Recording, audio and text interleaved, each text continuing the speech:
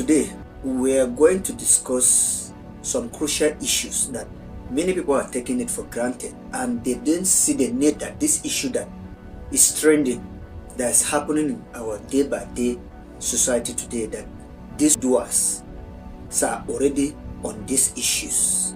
One is the other side, one is the other side. Both of them are opposite of each other. Today, we're going to discuss much about GehGeh and Saidaboj. We all know Saidaboj, and we all know our own way of, our own way of skit, and we all know GehGeh in his own way. These duos, they are two different people that you can't compare them. These are not things that they are not visible. They are visible things that we see them every day. On the GehGeh side, GehGeh is someone who is using a kind of root measures to encourage the woman to become hardworking, right? To me, GehGeh is more of important in this field than Saidaboj. GehGeh is someone who will not come to you as a woman in polite manner to tell you or sell an idea to you so that you start doing something to become an independent woman, right? On the contrary side, Saidaboj is someone who does not believe in you as a woman to be an independent. You as a woman, you must always be a dependent. You must always get money from the men to cater for your need. The society we're living today does not in any way encourage such form of life.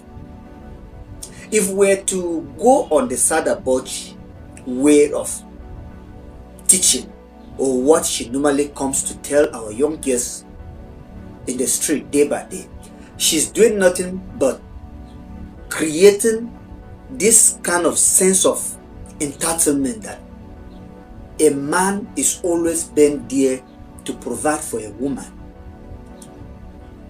Alright, in short way, you may be collecting, you may be getting from the man as a woman, you may be getting all that you need from the man, but at the long run, what become of you when the man is no longer there?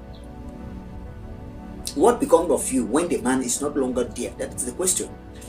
You cannot live like young forever, right? As a woman, when a man is giving you today, is because he finds you attractive. You look attractive, and that attractiveness cannot remain like that forever. The older you are getting, the fed up you are becoming as a woman, right? Now, when you rely on a man that keep giving you, when it gets you to pick off where you are fed up from the men's attraction, where your beauty, your way of catwalking is no longer attracting to a man, how do you survive at this long run? Because every day the society gives birth to the young ones. They keep giving birth to the young one, and the way they say, the beautiful ones are not yet born, right? So when this beautiful one keep coming,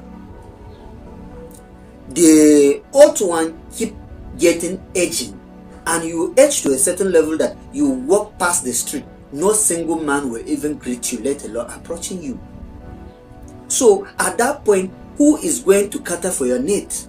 Who is going to provide for you? If you are to adopt Saidaboj teaching, or you adopt her as your role model, the Saidaboj herself, time shall come that nobody will even look her twice, because she are fed up. She's a woman.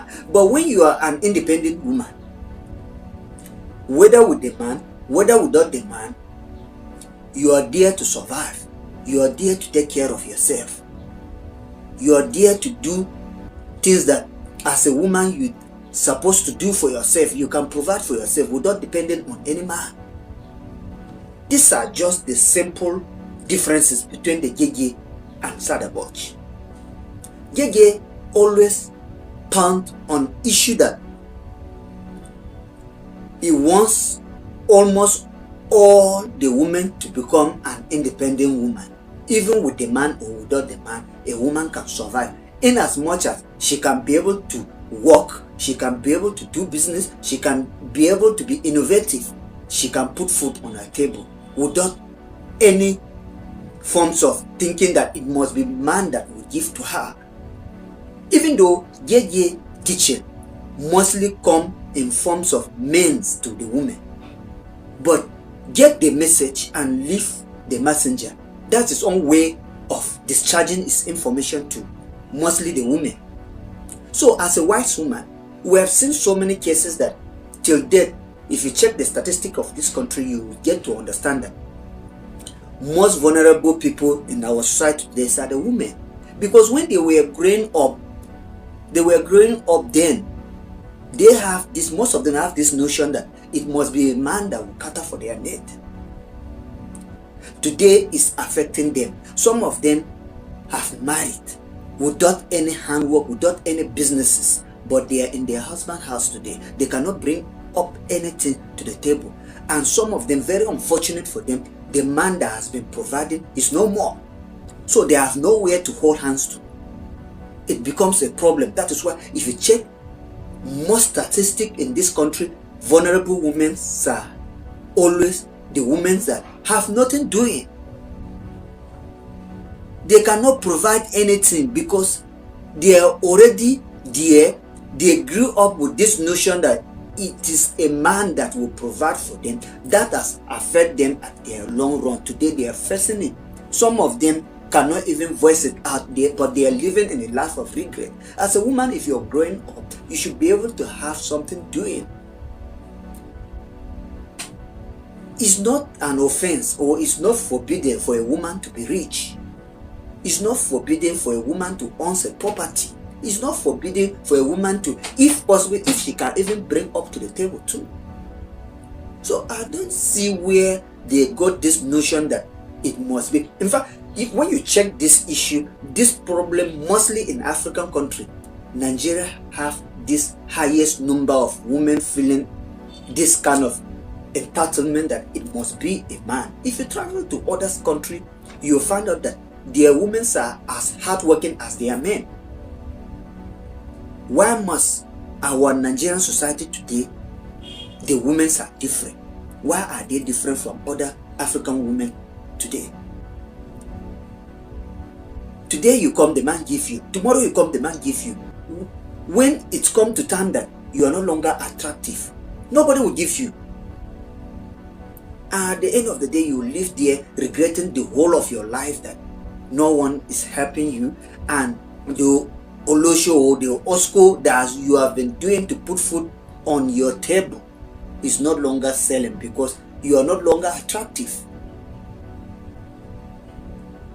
So, leaving me, GehGeh is making a whole lot of sense on social media today. That's why it's trending. Because if you check some of the women that are being sincere, you go to their